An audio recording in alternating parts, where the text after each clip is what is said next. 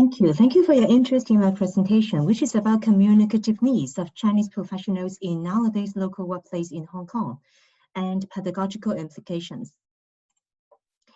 This is the outline of the presentation. I will start giving some brief background information of the study and show you the research questions, and then how I collected and analyzed the data, major findings, specifically quantitative and qualitative data, and then briefly, pedagogical implications.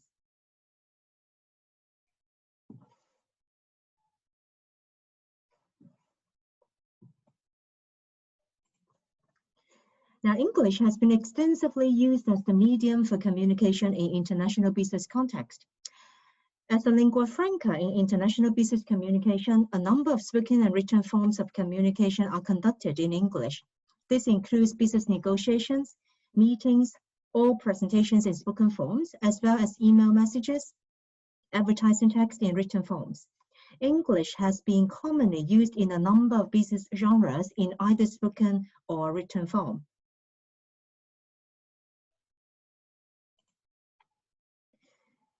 English is considered as a value-added language that is closely related to upward mobility in Hong Kong society. Its importance remains even after its return to Chinese rule after 1997.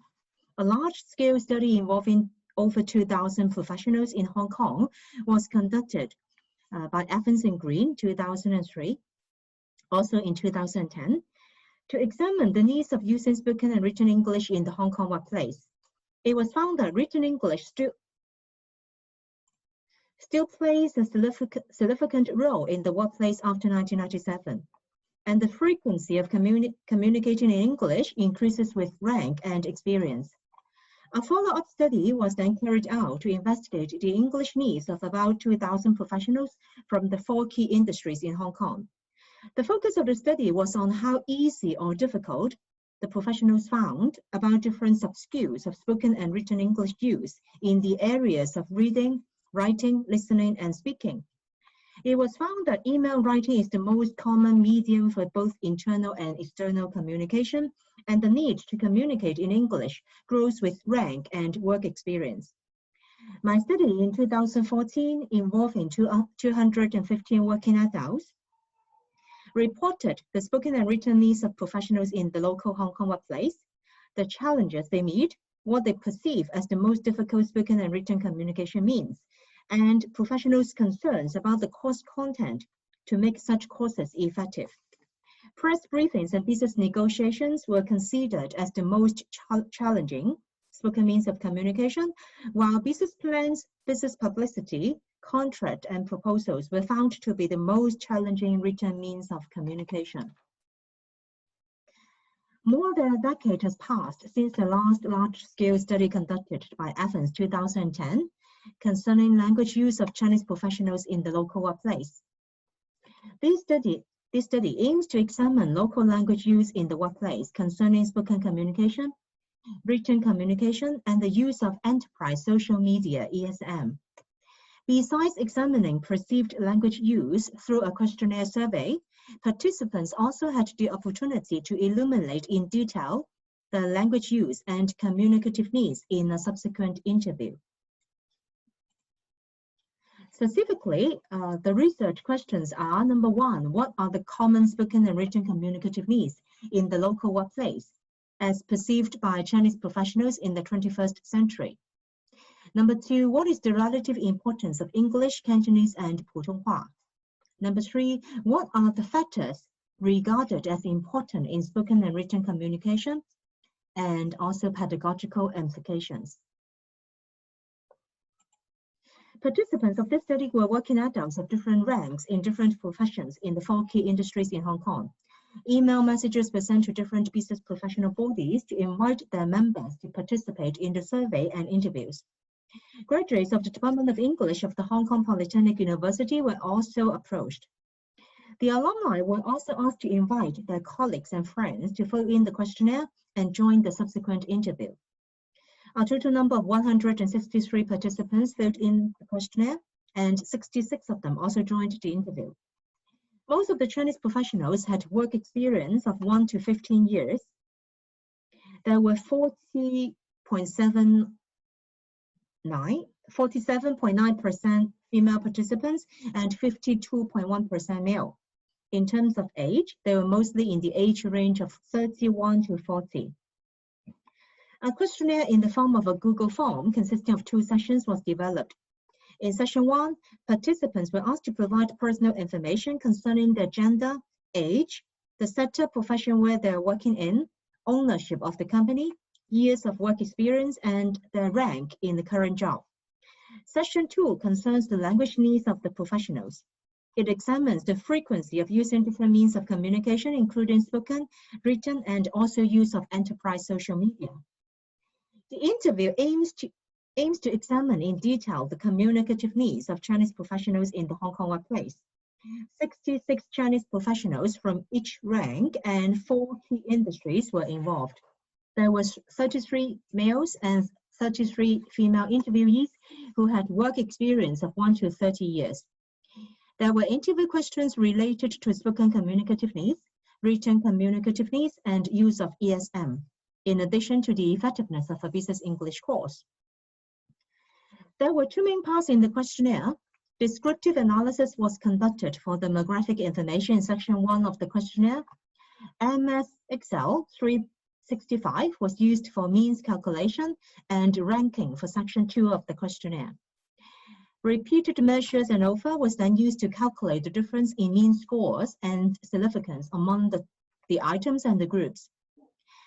Interviews were conducted with 66 Chinese professionals. The purpose of the interview was to allow participants to explain in detail the perception noted in the questionnaire concerning A, spoken communicative needs, B, written communicative needs, and C, use of ESM, and also the expectation of a business English course.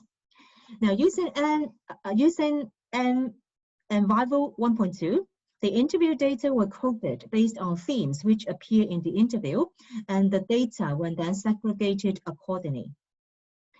So here you can see the findings. The spoken communication means included are telephone conversation, presentation, face-to-face meetings, online meeting, appraisal, job interview, negotiations, and small talk. Overall, Cantonese is mostly used for spoken communication in the local workplace, as the mean is the highest compared with English, Putonghua, and other languages. The 3 most frequently used languages in the local workplace in the local Hong Kong workplace are still Cantonese, English, and Putonghua. Other languages are rarely used. The top 3 most frequently used spoken communication means in Cantonese are small talk, telephone conversations, and face-to-face meetings. And the least are online meetings, appraisals, and job interviews. In using spoken communication means in English, the top 3 are telephone conversations, presentations, and small talk. And the least are appraisals, online meetings, and job interviews. So regardless of the languages used, telephone conversation has the highest overall mean, and appraisals the least. The written communication means covered are negative messages, goodwill messages, sales correspondence, inquiry messages, replies to inquiries, newsletters, business proposals, business reports, manuals, and memos. Now, overall, English is mostly used for written communication in the local workplace, as the mean is the highest compared with Chinese and other languages. So email is also much more frequently adopted as the means of communication compared with letter. The top 3 most frequently used written communication in English are replies to inquiries, and goodwill messages. And the least are newsletters, business proposals, and business report. In using written communication means in Chinese, the top 3 are replies to inquiries, and goodwill messages. And The least are business reports, business proposals, and newsletters. So regardless of the languages used, replies to inquiries has the highest overall mean, and newsletter the least. Most text types are produced using email, but the gap is the smallest concerning goodwill messages. 89.5% of the Chinese professionals use email, and they remain letters in conveying goodwill messages. The ESM tools examined are blogs, enterprise wiki, virtual worlds, Facebook, Instagram, WhatsApp, LinkedIn, Line, WeChat, YouTube, and Twitter. Overall, English is mostly used for ESM, except for Line and WeChat, when participants mostly use Chinese for communication. The most frequently used ESM in English is WhatsApp, and the least are Line, Twitter, and WeChat. In using ESM in Chinese, the most frequent one is WhatsApp, and the least Twitter. Regardless of the languages used, WhatsApp has the highest overall mean and Twitter the least. The overall means of using spoken communication, written communication, and enterprise social media indicate that use of enterprise social media seems to be in the initial state.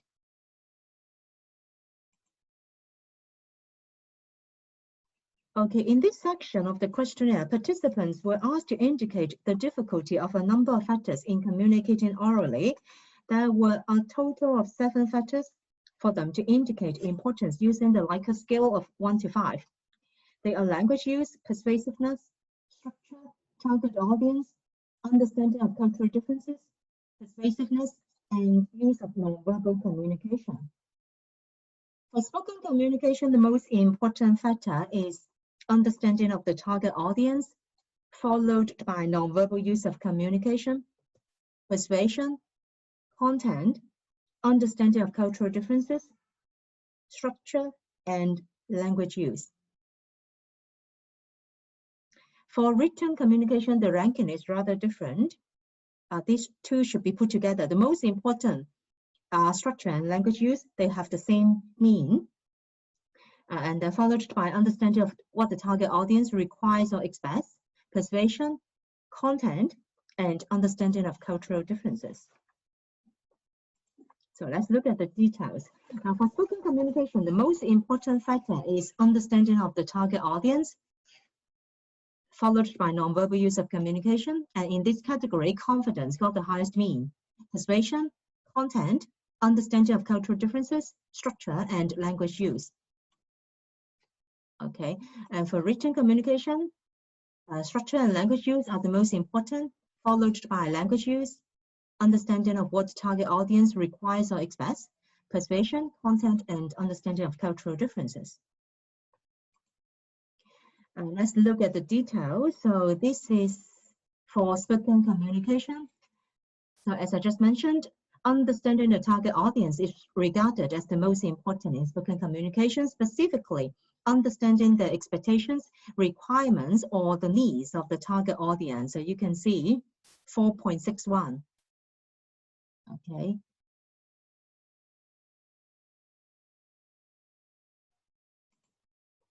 The second most important factor is the use of nonverbal means of communication. And among these areas, confidence, facial expressions, eye contact, use of body language, the participants regard confidence the most important. So this is the mean, 4.41. Persuasiveness is the third most important factor. So it's about how to persuade effectively. So this is regarded as the third most important factor.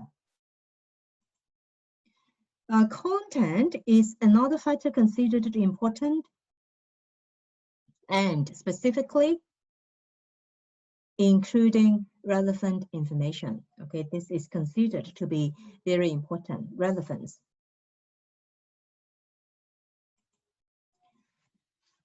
And language use is regarded as the least important among all the other factors in spoken communication, and specifically choice of words is considered the most important, but accent is considered least important.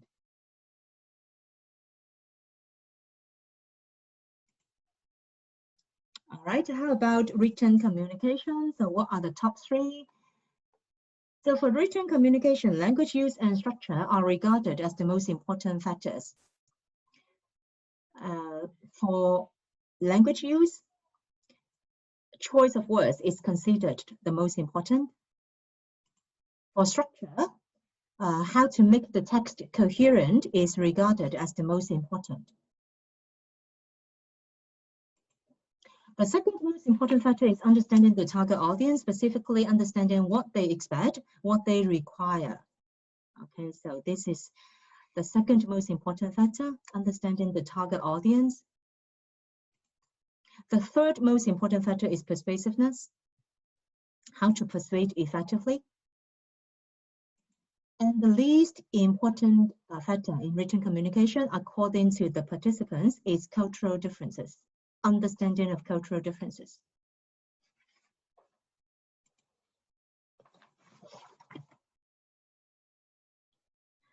So here, let me show you some interview extras concerning what makes spoken communication and written communication difficult or challenging. So I will start with spoken communication. All right, so you can have a look. So target audience, okay, is the most challenging because I have to pay attention when I speak to senior colleagues. Okay, when I speak to the management, the target audience can affect everything to be presented. Different groups may have their own need regarding different advice or information. All right, so it's good that Chinese professionals understand how the target audience may affect spoken communication. So when talking to different target groups, for example, talking to the senior management, they may need to adjust their speaking style or content. All right, non-verbal means of communication. So it's about keeping eye contact, and they are thinking that they do not have enough training when we're talking about the use of non-verbal communication. Okay, persuasiveness. It's difficult to make your audience understand and convince them.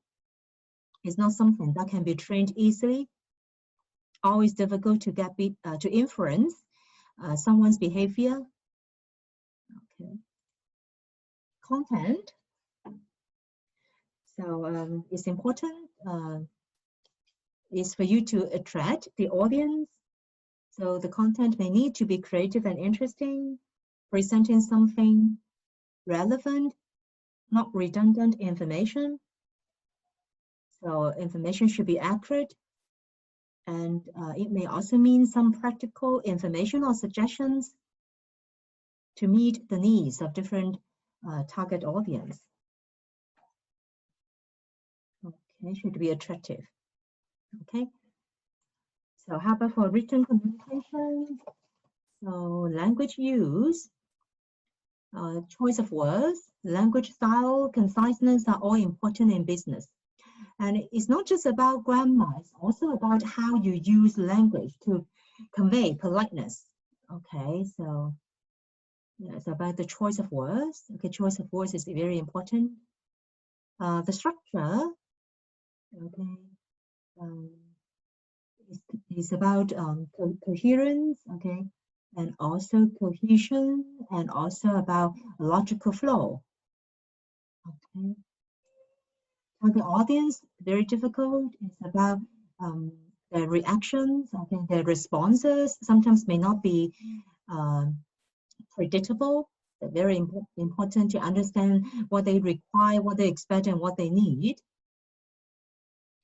so that we don't upset the audience. Right? So this is about persuasiveness, which is important because that can affect how people make a decision.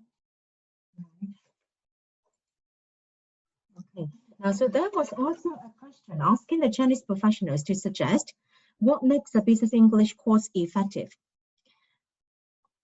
Small talk was mentioned most, in addition to other written and spoken means of communication, such as presentations, interviews, sharing meetings, negotiations, telephone conversations for spoken communication.